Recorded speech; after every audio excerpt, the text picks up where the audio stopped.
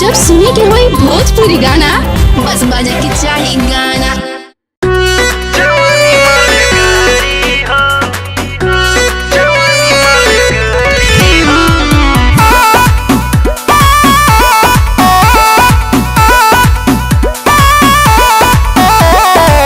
दिन भर के थाकल टूटेला बदनिया बानी नया अभी कनिया हो मन जाए राजा धर जानी पाजा बढ़ जाए ढेर परेशानिया हो दूर हट न गड़त दाढ़ी हो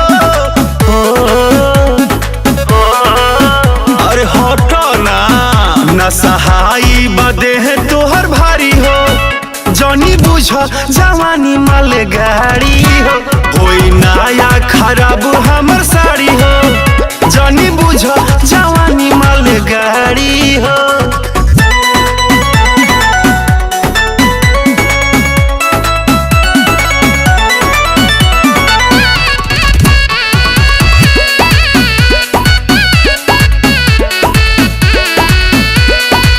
जबरी ना ऐसे तू कर सैया देवेला रोज तू डोज हो दुख में बानी करना नादानी ए पिया को दे बलोड हो जबरी ना ऐसे तू कर सैया देवेला रोज तू डोज हो दुख में बानी करना नादानी ए पिया को दे बलोड हो नए इंजन के कैला कबाड़ी हो अरे हट ना सहाई बदे है तोहर भारी हो जनी बुझ जवानी माल गाड़ी हो नया खराब हमर साड़ी हो जनी बुझ जवानी माल गाड़ी हो।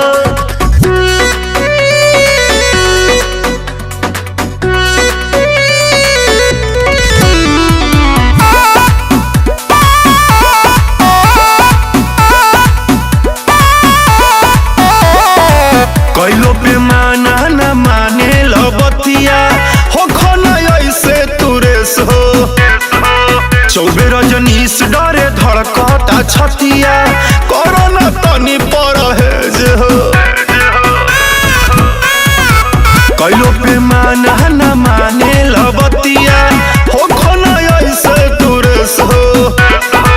चौबे रजनीश डरे धड़कता छतिया कोरोना तनी परहेज हो छोटू धरे ले राकेश या कबारी हो